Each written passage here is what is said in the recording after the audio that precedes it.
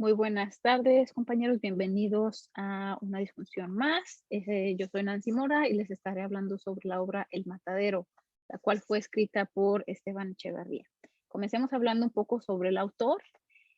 Su nombre completo era José Esteban Echeverría. Era un argentino que nació el 2 de septiembre de 1805 en Buenos Aires y muere el 2 de abril de 1851 en Montevideo. Él era hijo de padre español y madre criolla, o sea que era un mestizo. Fue escritor, poeta, cívico y activista. De lo que se le conoce mejor o más, ¿no? Fue que él introdujo el romanticismo en Argentina. También pertenecía a la generación del 37. En 1832 escribe la primera obra romántica, la cual la titula Elvira o la novia del Plata. Estudió en la Universidad de Buenos Aires y después se fue a Europa, donde continuó sus estudios en la literatura, en matemáticas y dibujo, aparte de que también afinó su forma de tocar la guitarra.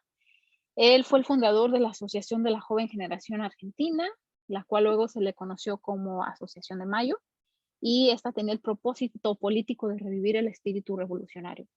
Se exilió por las persecuciones del régimen de Rosas y él muere en este exilio.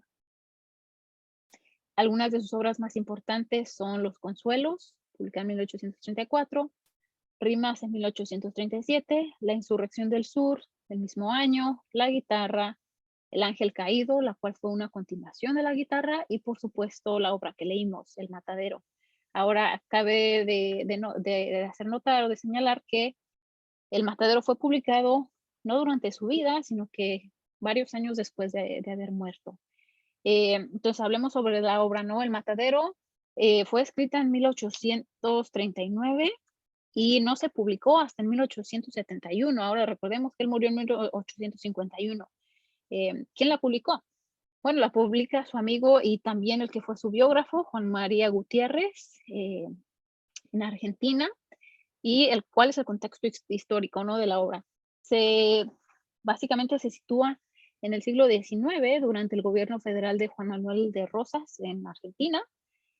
Durante este tiempo, Argentina estaba dividida en dos grupos: los federalistas, los cuales tenían ideales liberales con igualdad de condiciones, soberanía e independencia, y los unitarios, los cuales buscaban la unidad en el régimen, un gobierno centralizado. Aparte de ellos se encontraban también la iglesia, ¿no? La cual fue y sigue siendo una fuerza muy poderosa, la cual tenía un gran poder e influencia sobre sus creyentes. La estructura de la obra está dividida en tres partes. La primera es la descripción del lugar, la cual la obra toma básicamente toma lugar en el matadero. La descripción de su gente, hace varias animalizaciones de la gente. El aguacero que cae y la cuaresma, se sitúa durante la cuaresma. La segunda parte es la vida y muerte del unitario, el cual llega, ¿no? Y sabemos lo que le pasa. Y la tercera es los pensamientos del autor sobre los federales. ¿A qué movimiento literario corresponde? Bueno, en este punto hay varias formas que se le clasifican, pero no se llega a una concordancia. Entonces se dice que corresponde al realismo, que es un género literario y narrativo a la vez. Como nos señala Cabañas, en primer lugar no tenemos el marco literario que el autor ofrece normalmente al prolongar la obra y al ponerla en conexión con otros textos del mismo tipo. En segundo lugar, se nos presenta el problema de que El Matadero no fue publicada hasta casi medio siglo después de haber sido creada. Entonces, hay varios desacuerdos en a qué pertenece, ¿no? Lo que sí se hace es que se intente reconstruir el modelo teórico. Ahora un poco de contexto sobre el gobierno de Juan Manuel de Rosas. Él fue básicamente una persona que fue asignada a traer orden al país. Fungió como líder o presidente 2 veces, ¿no? En la primer, digamos, la primer vez que fungió fue en 1829 a 1832. Fue su primer gobernación, ¿no? Durante este gobierno, él tuvo completo y absoluto poder. Era una etapa sangrienta y se dieron enfriamientos dentro del país. Se pone a Rosas para que él traiga orden. Él tiene una obsesión por el control y el orden. Él promete poner orden en el sector comercial y el sector popular, que buscaba justicia. Básicamente esos eran los dos, digamos, bandos que tenían muchos desacuerdos. Él pide a todos los ciudadanos que se conviertan al federalismo. El país se divide en dos, los federalistas y los unitarios.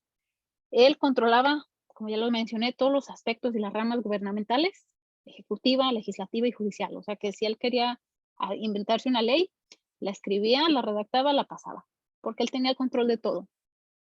Ahora, termina ese primer término, ¿no? Y después sigue el caos y le invita nuevamente a ser el presidente, pero esta vez iba a estar limitado su poder, lo cual él no quiso y no aceptó.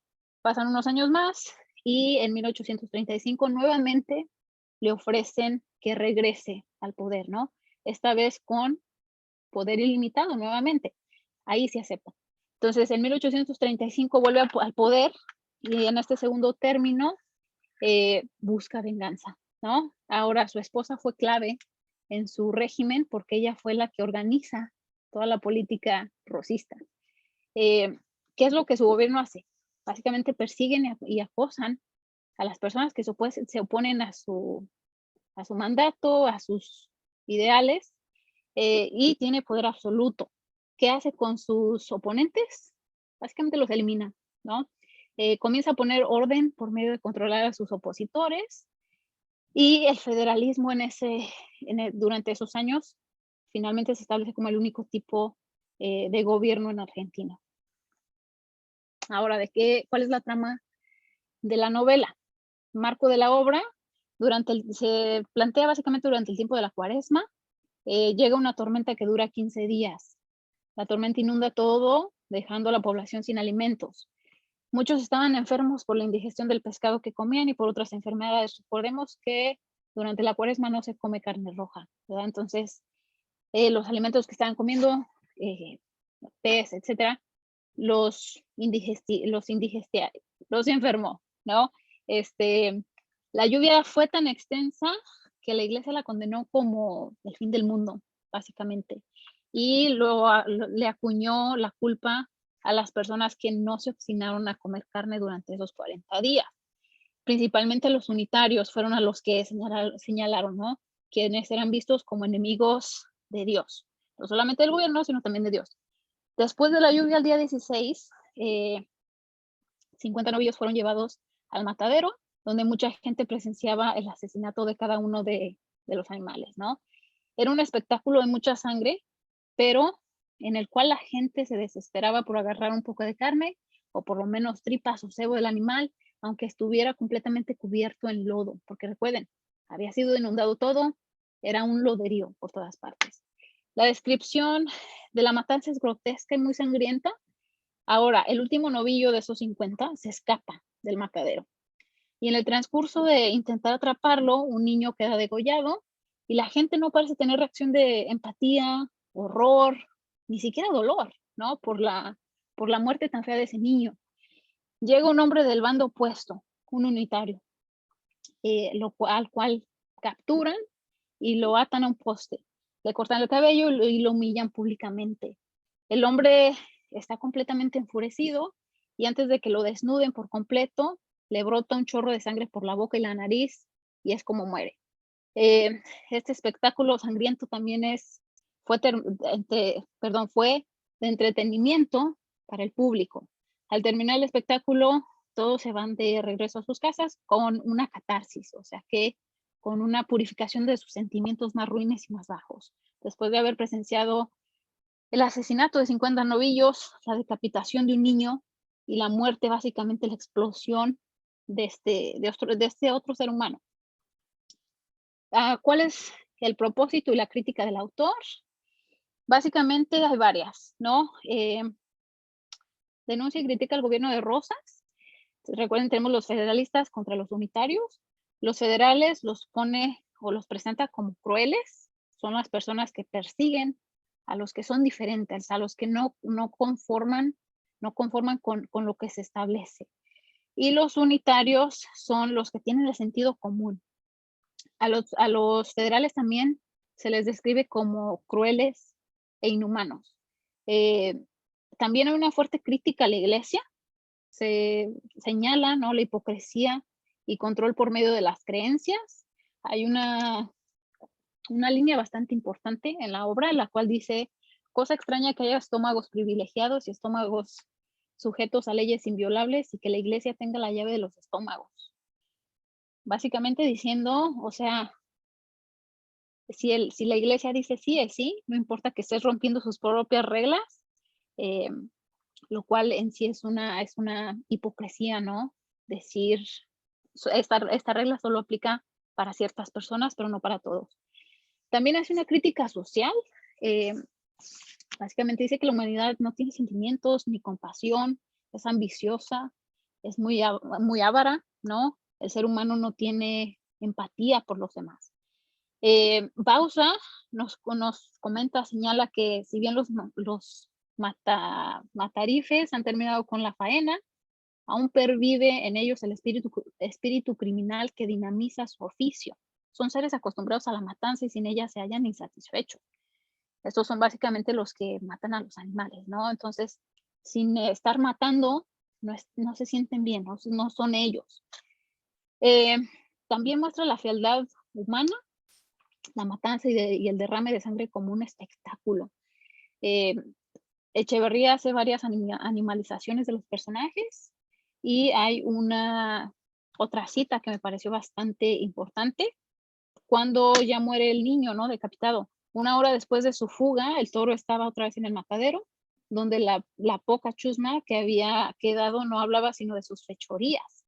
Del niño degollado por el lazo no quedaba sino un charco de sangre. Su cadáver estaba en el cementerio. O sea, que ya el niño ni siquiera se existía, o sea, ya pasó, ¿no?